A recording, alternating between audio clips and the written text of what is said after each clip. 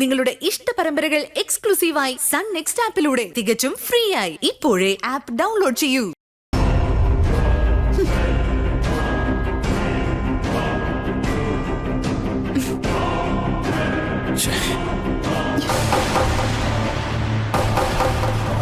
അമ്മേ, അവൾക്ക് ഭ്രാന്ത അമ്മേ.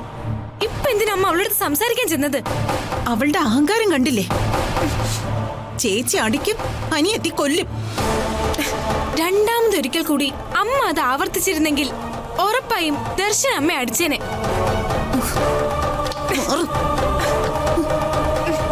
എന്താ അമ്മയ്ക്ക് സംശയമുണ്ടോ? എനിക്കൊരു സംശയവുമില്ല. കേസിൽ നിന്ന് രക്ഷപ്പെട്ടതോടുകൂടി അവള് നമ്മുടെ നേരെ തിരിഞ്ഞിരിക്കുക. ദേ അമ്മേ, ചില നേരങ്ങളിൽ മൗനം പാലിക്കേണ്ടത് നമ്മൾ മനസ്സിലാക്കണം. ദർശനയ്ക്ക് പകരം കുറ്റം ഏറ്റെടുത്ത് അപ്പച്ചി ജയിലിൽ പോയത് എന്തിനാ? അവർക്ക് ഭ്രാന്ത, അല്ലെങ്കിൽ വേറെ ആരെങ്കിലും അത് ചെയ്യോ? ഓ, അങ്ങനെയല്ല അമ്മ അത് മനസ്സിലാക്കേണ്ടത്. പിന്നെ എങ്ങനെയാ? ദർശനയുടെ IPS പഠനം അപ്പച്ചിക്ക് മറ്റെന്തിനേക്കാളും വലുതാണ്. അതിനു മുൻപിൽ സ്വന്തം സഹോദരനോടുള്ള സ്നേഹം പോലും വളരെ ചെറുതാ.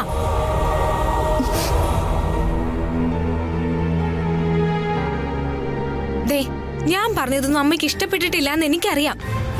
ഞാനിപ്പോ എന്ത് ചെയ്യണോന്നാ നീ പറയുന്നേ? വായും പൂട്ടി ഈ വീട്ടിൽ മിണ്ടാതിരിക്കണോ? മരുവത്തൂരിലെ മരുമകളുടെ അധികാരം വെച്ച് അവൾ എന്നോട് ചെയ്തതൊന്നും ഞാൻ മറന്നിട്ടില്ല, മറക്കുകയില്ല.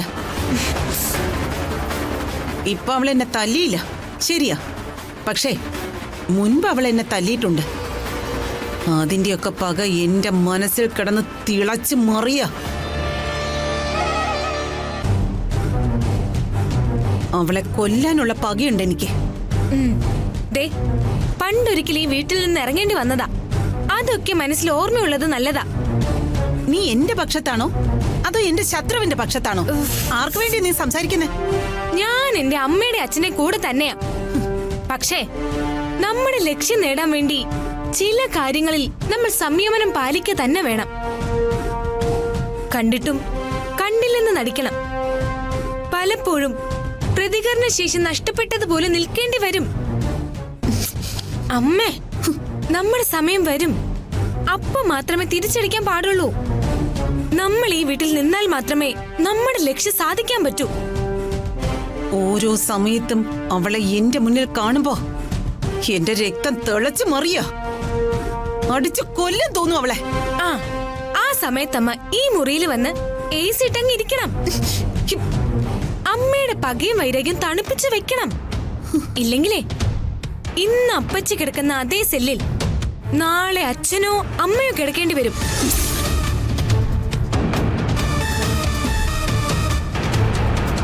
ബുദ്ധിപൂർവം വേണം പെരുമാറാൻ. ഒരു ചെറിയ നാക്കുപിഴവ് പോലും നമ്മുടെ ദുരന്തത്തിന് കാരണമായി തീരും. അത് ഓർമ്മ വേണം. അമ്മ സമാധാനായിട്ടിരിക്കെ, എല്ലാം ശരിയാവും.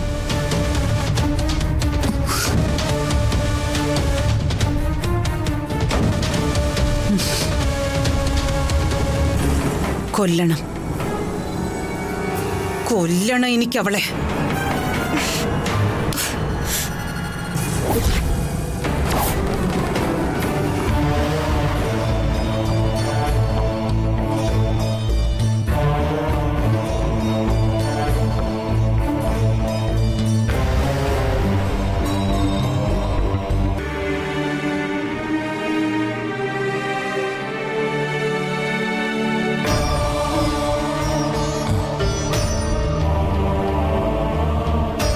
ദർശനെ, ഇതൊന്നും നല്ല കാര്യമല്ല.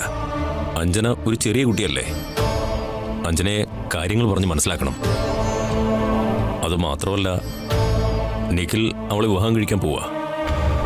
ഇങ്ങനെയൊക്കെ പെരുമാറുന്നത് ഞങ്ങൾക്കും കൂടി നാണക്കേടാ. എന്തായാലും അമ്മ ജയിലിൽ നിന്ന് വരട്ടെ. മറ്റു കാര്യങ്ങളൊക്കെ നമുക്കതിന് ശേഷം തീരുമാനിക്കാം. ഈ കൊലപാതകത്തിന് പിന്നിൽ ആരാണെന്ന് കണ്ടുപിടിക്കാൻ എനിക്ക് IPSന്റെ ഒന്നും ആവശ്യമില്ല. ഞാനൊരു പോലീസുകാരന്റെ മോളാ.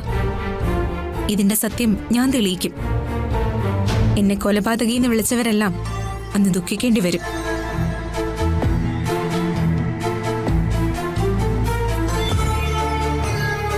സങ്കടമുണ്ട് ചെറിയച്ച. ഒരു പ്രശ്നം ഉണ്ടാവുമ്പോൾ കുടുംബക്കാരെല്ലാവരും ഒരുമിച്ച് നിൽക്കണ്ടേ? ദർശനം നാളെ IPS ആവുമ്പോൾ ഈ കുടുംബത്തിന് മൊത്തത്തിൽ അഭിമാനം. പക്ഷെ അത് തടസ്സപ്പെടുത്താൻ ഇവിടെ പലരും ശ്രമിക്കുന്ന. ചെറിയച്ച അതിന് കൂട്ടു നിൽക്കരുത്.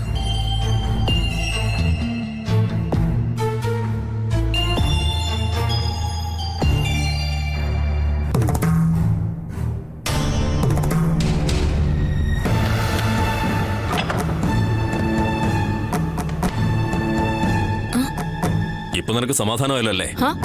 ഇതിപ്പോ ഞാനെന്ത് ചെയ്തിട്ടാ? അവരെന്തെങ്കിലും പറഞ്ഞതിന് ഞാൻ ഉത്തരവാദിയാണോ? ഇവിടെ സംഭവിച്ചതിന്റെ പകുതി ഉത്തരവാദിത്വം നിനക്ക് തന്നെയാ. ഡേ, നീയും ഗിരിജയും കൂടി ഈ കുടുംബം കുട്ടിച്ചോറാക്കരുത്, പറഞ്ഞേക്കാം.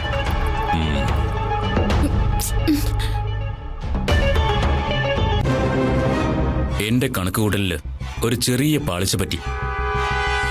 ദർശനെ രക്ഷിക്കാൻ ശ്രമിക്കുന്നല്ലാതെ തന്റെ ചേച്ചി കുറ്റമായിട്ടെടുത്ത് ജയിലിൽ പോകുമെന്ന് ഞാൻ ഒരിക്കലും പ്രതീക്ഷിച്ചില്ല.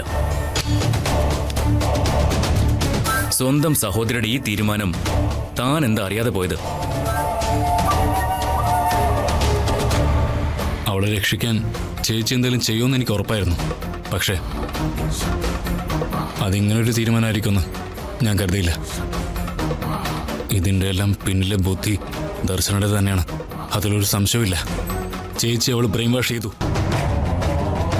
അതുകൊണ്ട് കുഴപ്പമുണ്ടായതേ തന്നേക്കാൾ കൂടുതൽ എനിക്കാ. ഇനിയും 10-15 കൊല്ലത്തിലധികം സർവീസ് ഉണ്ട് എനിക്ക്. സിവിൽ സർവീസ് പരീക്ഷയുടെ പ്രിലിമിനറി പാസ്സായി അവൾക്ക് IPS എന്ന കടമ്പ കടക്കാൻ കഷ്ടിച്ച് ഒരു കൊല്ലം പോലും വേണ്ട. നാളെ അവളുടെ മുന്നിൽ ചെന്ന് നിന്ന് ഞാൻ സല്യൂട്ട് അടിക്കേണ്ടി വരും. അന്ന് അവളുടെ മനസ്സിലെ പക മുഴുവനും അവൾ എന്നോട് തീർക്കുകയും ചെയ്യും. സാറ് പറഞ്ഞത് ശരിയാ. അങ്ങനൊരു അപകടം നമുക്ക് മുന്നിലുണ്ട്. അവൾക്കെങ്ങനും IPS കിട്ടിയ അവൾ ആദ്യം എനിക്ക് വേണ്ടി ഒരു കുഴി കുത്തും, എന്നിട്ട് എന്നെ അതിനകത്തിട്ട് മൂടും. സാറിനറിയോ, ഈ പവിത്രന്റെ ജീവിതം തുടങ്ങിയത് ചേച്ചിയുടെ കല്യാണത്തോടു കൂടിയാ. വിശ്വനാഥനെ കല്യാണം കഴിച്ചപ്പോ വിശ്വസ്തനായിട്ട് ഞാനും അങ്ങൊപ്പം കൂടി. ഇന്ന് കാണുന്ന എല്ലാം ഉണ്ടാക്കാൻ അയാളോടൊപ്പം നിന്ന് പടവെട്ടി. അയാൾക്ക് വേണ്ടി ഞാൻ പലരോടും യുദ്ധം ചെയ്തു. ലാഭത്തിന് മേൽ ലാഭം ഉണ്ടാക്കി കൊടുത്തു. കോടികളിൽ നിന്നും കോടികളിലേക്ക് വിശ്വം ഗ്രൂപ്പ് ഓഫ് കമ്പനീസ് വളരുമ്പോഴും പവിത്രന്റെ അക്കൗണ്ടിൽ പിച്ച കാശ് മാത്രമേ ഉണ്ടായിരുന്നുള്ളൂ. സ്വന്തം ആവശ്യത്തിന് 1 രൂപ എടുക്കണമെങ്കിൽ പോലും എനിക്ക് അയാളുടെ അനുവാദം വേണമായിരുന്നു. എന്തിന്?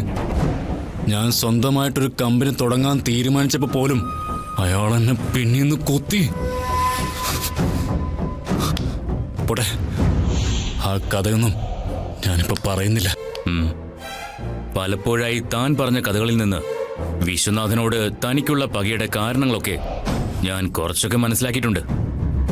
പണ്ടത്തെ വിശ്വനാഥന്റെ വിശ്വസ്തനായിരുന്ന പവിത്രനല്ലല്ലോ ഇന്ന് താൻ. ഇന്നത്തെ തന്റെ ആസ്തി എത്രയാണെന്ന് മറ്റാരേക്കാളും നന്നായിട്ട് എനിക്കറിയാലോ. വാശിയായിരുന്നു സാറേ, ഒരു സാമ്രാജ്യം കെട്ടിപ്പടുക്കാനുള്ള വാശി. അതിനുവേണ്ടിയുള്ള പകിട ഉരുട്ടൽ തുടങ്ങിയിട്ട് കൊല്ലം കുറേയായി. അവസാന യുദ്ധത്തിൽ എല്ലാം തകർത്ത് തരിപ്പണമാക്കി ഞാൻ ജയിക്കുമ്പോൾ മരുവത്തൂർ വീടിന്റെ അവസാനത്തെ കല്ല് പോലും ബാക്കി ഉണ്ടാവില്ല. അപ്പോ തന്റെ ചേച്ചി? അതിനുള്ള വഴി ഞാൻ കണ്ടിട്ടുണ്ട്. അതിനും എനിക്ക് സാറിന്റെ സഹായം വേണം. നമ്മളെ കബളിപ്പിച്ച് ദർശന കേസിൽ നിന്ന് രക്ഷപ്പെട്ടു.